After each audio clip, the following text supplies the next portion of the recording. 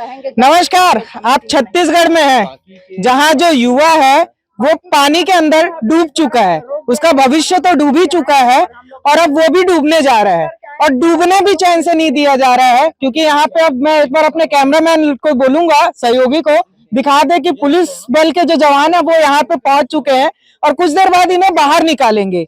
इनकी जो मांगे हैं वो यही है कि सुप्रीम कोर्ट और हाई कोर्ट का आदेश का पालन किया जाए और इन्हें नियुक्ति दी जाए, क्योंकि इन्होंने एग्जाम दिया है और 24 दिसंबर से पिछले लगभग 3 या 3.5 महीने से ये आमरण अनशन कर रहे हैं, नियुक्ति की मांग कर रहे हैं।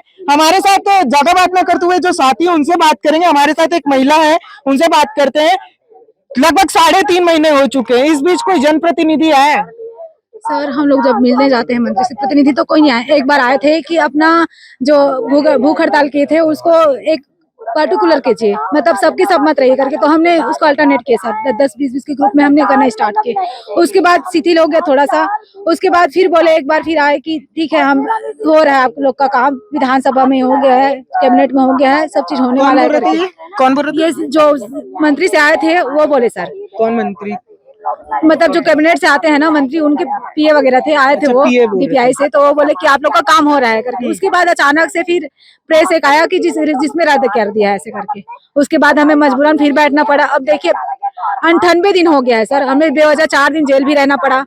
अब नियुक्ति के लिए हमने क्या क्या नहीं किए, भीख मांगे, हर चीज के दंडवत प्रणाम किया, भीख मांगे, हर चीज गली मुंडन कार्यक्रम किए। अब क्या क्या बचा है? हमें मरने के लिए मजबूर कर रहे हैं सर। इसलिए हम लोग यहाँ पे जल समाधि के लिए आए हैं कि अगर अभी तक कुछ भी नहीं लेते निर्णय, तो अगर हमें कुछ भी होगा, जो कैंडिडेट है डीएड वाले जो सुप्रीम कोर्ट हाई कोर्ट से जीत के आए हैं, तो ये पूरी जिम्मेदारी शासन की होगी।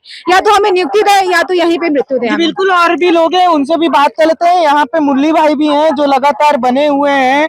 आप जब से ये पूरा प्रदर्शन चल रहा है तब से यहाँ पे हैं, आमरण अनशन में बैठे हुए हैं, खून से चिट्ठी लिख डाले हैं, अंगारों में चल लिए हैं। आज जल समाधि लेने की नौबत आ चुकी है, उसमें भी पुलिस बल आपको वहाँ रोक रही थी, मैं देख रहा था। क्या कहना चाहेंगे? कूद क्या है यहाँ? देखिए सर, अब हमें ना केवल और केवल ना पानी में ना हम लोग ना इसलिए डूब रहे हैं क्योंकि हमारे पास आखिरी ऑप्शन बचा हुआ है। अगर हमारी मांग आज पूरी नहीं होती है या किसी भी प्रकार का कोई आदेश नहीं जारी किया जाता है या बयान नहीं दिया जाता है, तो उस कंडीशन पे हम लोग यहाँ पर मरने पर मजबूर हो जाएंगे। क्योंकि सर हम संवैधानिक तरीके से, शांतिपूर्वक तरीके से हम लोग शासन प्रशासन की बात मान रहे थे, उसके बावजूद भी हमारी मांग को सुना नहीं जा रहा है। और जब पोस्ट खाली है, हाई कोर्ट चले गए, सुप्रीम कोर्ट चले गए, मंत्री जी बोलते हैं कि नई भर्ती की तैयारी करो करके। क्या वो विधायकी पद और मंत्री पद के लिए नए रूप से वो तैयारी कर सकते हैं? क्या बताइए ना। शिक्षा मंत्री के घर भी गए हैं आप लोग कई बार, तो वहाँ से क्या प्रतिक्रिया मिली? क्या शिक्षा मंत्री आपसे मिलने आए हैं एक बार भी? आज तक नहीं आए सर। डीएड का नाम सुनते हैं ना तो पता नहीं उनको क्या हो जाता है कि सीएम से आप बात कीजिए, सीएम से बात कीजिए। तो वो क्या करने के लिए शिक्षा मंत्री बने हुए हैं? मैं यही चीज बोलना चाहूंगा, जब आपसे पद संभाला नहीं जा रहा है तो आप इस्तीफा दे दीजिए और किसी और को शिक्षा मंत्री बनाइए। ये हमारे साथ और लोग हैं, उनसे भी बात करते हैं। ये आप लोग तो डूब ही रहे हैं, ऐसा नहीं लग रहा कि प्रदेश का भविष्य भी डूब रहा है? जी सर, हम जब तक हम लोग को नियुक्ति नहीं मिलेगी, ये तो हम तो यहाँ से निकलेंगे ही नहीं। हम सरकार से यही कहना चाहेंगे कि हमें जल्द से जल्द नियुक्ति दे, नहीं तो हम यहीं पे डूब के अपनी जान दे देंगे। आप अपनी जान देने की बात कर रही हैं?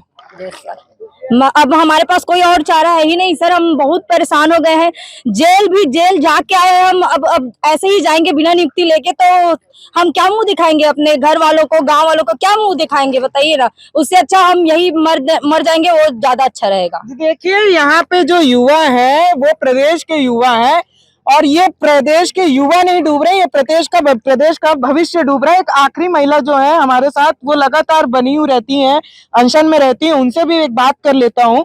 पिछले 3 महीने से मैं लगातार आपको देख रहा हूँ। आप एक आदिवासी महिला भी हैं, जैसा लगातार हमारे चैनल में आप बताते आ रही हैं।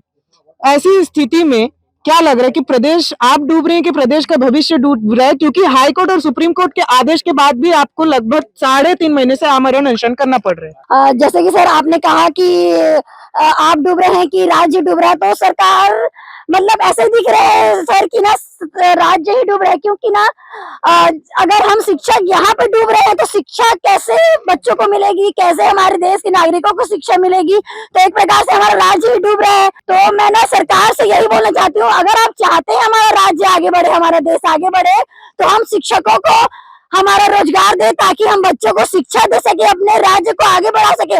बोलते हैं सरकार, जैसे कि आपने कहा आदिवासियों की बात मैं करना चाहती हूँ सर। हमारे 2300 पद में अभी 1600 पद आदिवासियों का, ये 2023 शिक्षक भर्ती है ना, वो आदिवासियों के लिए ही निकला था। बस्तर क्षेत्र, बस्तर संभाग में और सरगुजा संभाग में 1600 पद रिक्त है सर।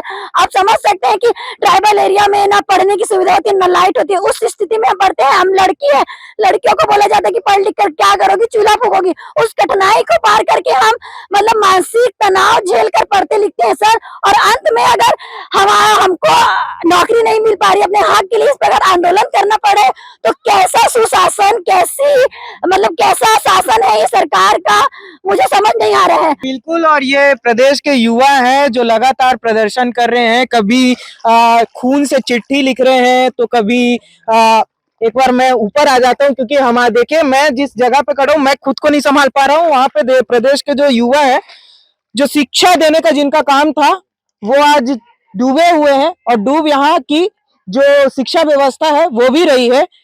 और हाई कोर्ट और सुप्रीम कोर्ट के आदेश के बाद ये स्थिति बनी हुई है, ये सोचने का विषय है। अब देखना ये होगा, क्योंकि आस अभी भी लगी हुई है कि आने वाले समय में क्या सरकार इनकी गुहार को सुनती है। बाकी खबरों के लिए बने रहे हमारे साथ जनधारा 24/7 पर।